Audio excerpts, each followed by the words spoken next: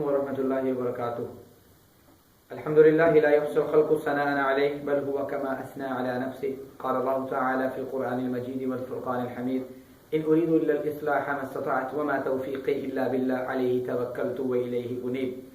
نہیں ہے میرا ارادہ مگر اصلاح کرنے کا جتنی مجھ میں استطاعت ہے. وما توفیق الا باللہ, توفیق صرف اللہ تعالیٰ کے ہاں ہے, اللہ تعالیٰ کے ساتھ ہی ہے اور میں اسی پر بھروسہ کرتا ہوں اور اسی کی طرف میرا لوٹنا ہے. ایک حدیث سنا کر اپنے لیکچر کو ہم لیکچر نمبر 2 کو شروع کریں گے.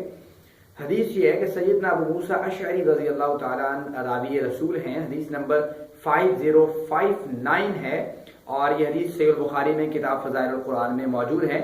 بہت ہی پیاری حدیث ہے. قرآن پڑھنے اور نہ پڑھنے والوں کو اللہ کے نبی نے بڑے پیارے طریقے سے کمپیئر کیا ہے. اللہ کے رسول صلی اللہ علیہ وسلم فرماتے ہیں کہ وہ مومن جو قرآن پڑھتا ہے اور اس کے مطابق عمل بھی کرتا ہے, اس مومن کی مثال نارنگی, جس کو ہم اپنی اردو زبان میں سنگترے کہتے ہیں, اس کی طرح ہے کہ جس کا ذائقہ بھی لذیذ ہوتا ہے, اس کی خوشبو بھی عمدہ ہوتی ہے. اور وہ مومن جو قرآن نہیں پڑھتا مگر اس پہ عمل بڑا ڈٹ کے کرتا ہے, اس کی مثال کھجور کی مانند ہے کہ اس کا ذائقہ تو بڑا لذیذ ہے مگر اس کی خوشبو نہیں ہے. اسی طرح وہ منافق جو قرآن پڑھتا ہے اس کی مثال اللہ کے نبی صلی اللہ علیہ وسلم نے جو بتائی ہے, فرمایا وہ ریحان جس کو ہم نازبو کہتے ہیں اردو زبان میں, اس کی مانند ہے. اس کی خوشبو تو عمدہ ہے مگر اس کا ذائقہ کڑوا ہے. ٹھیک ہے. اسی طرح وہ منافق جو قرآن بھی نہیں پڑھتا اس کی مثال فرمایا تنبے کی مانند ہے جس کا ذائقہ کڑوا اور خبیث ہے اور اس کی بو بھی ناپسندیدہ ہے. مطلب یہ ہوا کہ قرآن پڑھنے والا مومن اور اس پر عمل کرنے والا ساتھ ساتھ مومن جو انسان ہے وہ خوش رنگ اور خوش ذائقہ پھل کی طرح ہے اور عند اللہ بھی مقبول ہے اور لوگوں میں بھی اس کی عزت ہے. سو قرآن پڑھنا اور اس کو سمجھنا بہت امپورٹنٹ, بہت معنی رکھتا ہے. اللہ تعالیٰ کی کلام کو سمجھنا کہ اللہ تعالیٰ نے ہم سے آج سے 1450 سال پہلے ہم سے کیا کلام کیا, ہمیں کہا کیا ہے, ہم نے اپنی لائف کس طرح گزارنی ہے, ہم نے اپنی زندگی کس طرح گزارنی ہے, زندگی کے ہر پہلو کو کس طریقے سے کس ڈھنگ سے لے کے چلنا ہے. ہر ایک پہلو پہ اللہ تعالیٰ نے ہمیں راہ پرووائڈ کیا کہ اس طریقے سے آپ چلیں گے تو کامیابی آپ کے قدم چومے گی. تو آج لیکچر نمبر 2 میں ہم جو پڑھنا چاہتے ہیں وہ ہے اعوذ باللہ من الشیطان الرجیم. اس کا ہم پہلے لفظی ترجمہ پڑھیں گے, دیکھیں گے اس میں جو اردو میں استعمال ہونے والے الفاظ ہیں ان کو بھی ذرا دیکھیں گے تاکہ ہمیں آسانی سے اس کا ترجمہ یاد ہو سکے اور سمجھیے گا اس کو. آئیے اعوذ باللہ من الشیطان الرجیم. اعوذ کا معنی ہوتا ہے میں پناہ مانگتا ہوں, باللہ اللہ تعالیٰ کے نام کے ساتھ. باللہ میں لفظ با جو ہے اس کا معنی ساتھ ہے اور لفظ اللہ کا معنی لفظ اللہ ہے. من کا معنی ہوتا ہے سے, الشیطان کا معنی شیطان, الرجیم جو مردود ہے. اس کا بامحاورہ ترجمہ یہ بنے گا کہ میں پناہ مانگتا ہوں اللہ تعالیٰ کے نام کے ساتھ شیطان مردود سے. شیطان مردود سے میں پناہ مانگتا ہوں. اچھا, یہاں پہ سمجھنے والی بات یہ ہے کہ الرجیم جو ہے مردود, مردود کا معنی کیا ہے, رد کیا ہوا, دفع کیا ہوا. یعنی اللہ تعالیٰ نے یہ شیطان کے اصل میں یہاں پہ صفت اللہ تعالیٰ نے بیان کی ہے.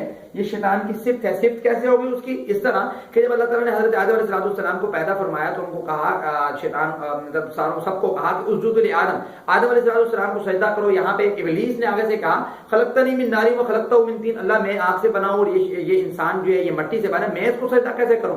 وہاں پہ اللہ تعالیٰ نے اس کو اپنی رحمت سے دور کر دیا, اس کو رد کر دیا, اس کو چھٹکار دیا. اس وجہ اس کی یہ صفت بن گئی کہ الرجیم یہ اس کی صفت ہے.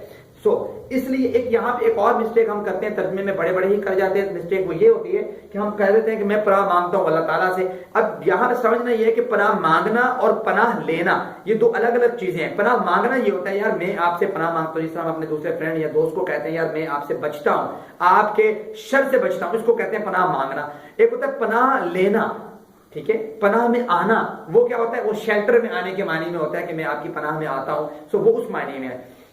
تو یہاں پہ بعض اوقات ہم کہہ دیتے ہیں کہ میں پناہ مانگتا ہوں شیطان مردود سے. ایسا نہیں کہنا, ہمیں کہنا میں پناہ مانگتا ہوں اللہ تعالیٰ کے نام کے ساتھ. پناہ مانگنے کس سے؟ شیطان مردود سے.